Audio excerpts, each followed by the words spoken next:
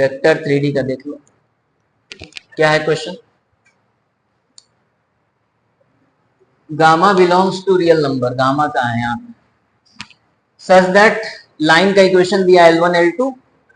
जो कि इंटरसेक्ट कर रहा है। Okay, let R1 be the point of intersection. R1 जो है दोनों पॉइंट, दोनों लाइन का पॉइंट ऑफ इंटरसेक्शन है R1। ओके, किसी को L1 ले लो, इसको L2 ले लेते हैं। लेट 0 0 0 O है, मतलब वो ओरिजिन है, एंड N जो है यूनिट वेक्टर है, unit normal vector to the plane. अच्छा, तो ये दोनों के इंटरसेक्शन से जो प्लेन बन रहा है, मतलब वो प्लेन जो कि L1 और L2 दोनों को ही कंटेन कर रहा है, उसका यूनिट वेक्टर दिया हुआ है नॉर्मल, मतलब normal unit vector n vector है। ठीक है, तो बाकी सारा चीज देखना है, सारा चीज तो दे दिया है, निकालो क्या है।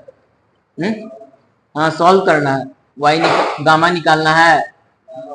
गामा निकालना है, n फैक्टर निकालना है। ये पता है ना कैसे निकालते हैं, दो लाइन का इंटरसेक्शन का पॉइंट करें हैं, ये यूनिट वेक्टर कैसे निकालते हैं, ये दोनों लाइन को कंटेन करने वाले प्लेन का यूनिट वेक्टर कैसे निकालते हैं, परपेंडिकुलर मतलब क्रॉस प्रोडक्ट करते हैं, कर दो, है ना। यूनिट वेक्टर का आई जे के लिख दो, आई जे के, उसका यूनिट वेक्टर निकालना है, ये एन वेक्टर ऐसे हो जाएगा, और उसका जो आएगा उसके अंडर रूट में लेना पड़ेगा ना। क्या है आई, क्या है 1 2 3, है ना, यही ना 1 2 3 और 3 2 गामा।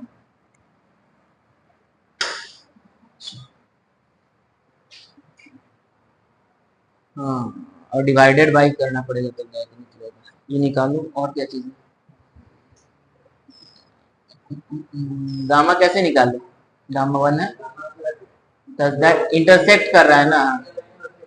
हाँ, इंटरसेक्ट कर रहा है तो दो इक्वेशन, इससे इक्वेशन निकलेगा, इससे निकलेगा, सॉल्व करेंगे, फिर पुट कर देंगे।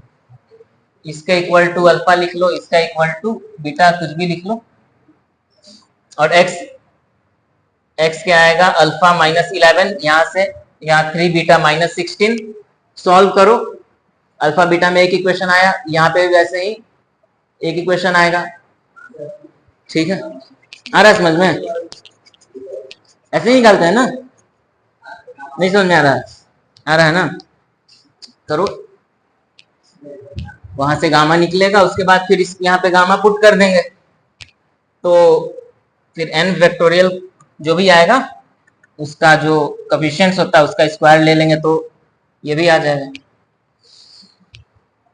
यूनिट वेक्टर है, यूनिट वेक्टर सी आंसर है, सी मतलब, अच्छा इसका दिया ऑप्शन, ये डायरेक्ट ऊपर नहीं जाता, इसको काटना ही पड़ता है। चलो क्या कर सकते, क्या है सी मतलब, पी तुम्हारा गामा 1 आ रहा है कह रहे हो, P3Q4, अच्छा ठीक है, करके देखते हैं, बाकी लोग करो, और लोग करो, इसको इक्वल टू ले लिए अल्फा इक्वल टू बीटा,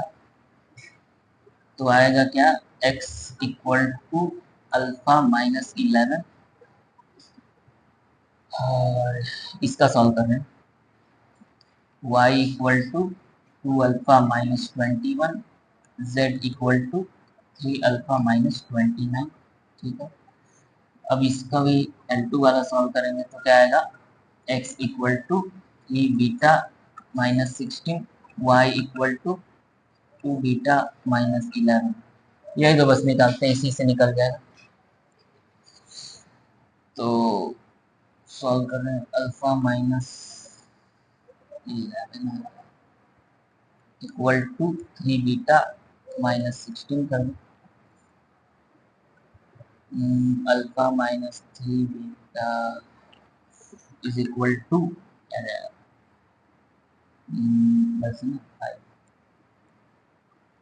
-5, और क्या है, सॉरी ठीक है, हाँ, इसका सॉल्व करेंगे,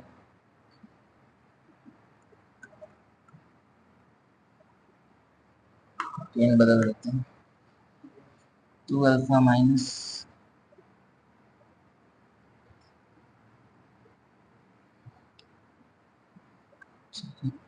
2 अल्फा माइनस क्या चीज है 21 इक्वल टू कर दो इसके 2 बीटा माइनस 11 तो क्या आएगा 2 alpha minus 2 beta equal to 10 उसे डिवाइड कर दें alpha minus beta equal to 5 आ गया और यहाँ है alpha minus 3 beta equal to minus 5 minus plus plus कर दो कितना आ रहा तुम्हारा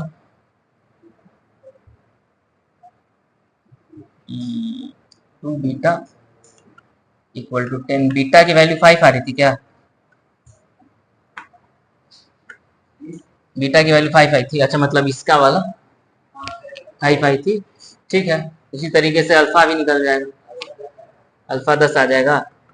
ठीक है सॉल्व करने पे उसके बाद गामा गामा पुट करेंगे तो गामा आ जा रहा है क्या है ना बस बता दिए इस तरीके से सॉल्व करना ठीक है उसके बाद तुमने ये सॉल्व किया तो एन फैक्टर क्या है एन वेक्टर आई जे के सबका हो गया क्या 1 2 3 बताते रहना 3 2 गामा 1 लिख दिए तो क्या आ जाएगा आई लिखेंगे तो 2 माइनस 6 2 माइनस 6 माइनस 4 आई माइनस 1 माइनस 9 माइनस 8 प्लस 8 जे माइनस 6 यही आ रहा था क्या 2 माइनस 6 है ना माइनस 4 के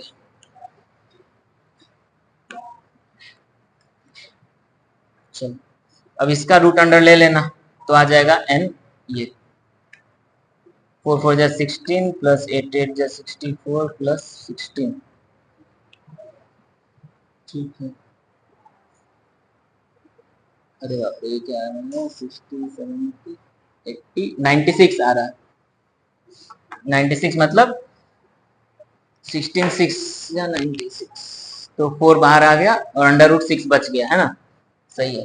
अंडर रूट 6 बच गया और 4 बाहर आ गया ये 96 हो रहा है तो यहाँ माइनस 1 बच गया और यहाँ प्लस 2 बच गया एंड माइनस 1 बच गया मतलब के ठीक है केवल माइनस का डिफरेंस ठीक है डायरेक्शन अपोजिट होगा ये और ये ठीक है तो गामा 1 हो गया और ओ आर 1 क्या है आर 1 इज अ पॉइंट अच्छा आर 1 पॉइंट ऑफ इंटरसेक्शन क्या आया था अच्छा यहाँ से फिर ये निकालना रहेगा है ना एक्स वाई जो भी आया था हो ठीक है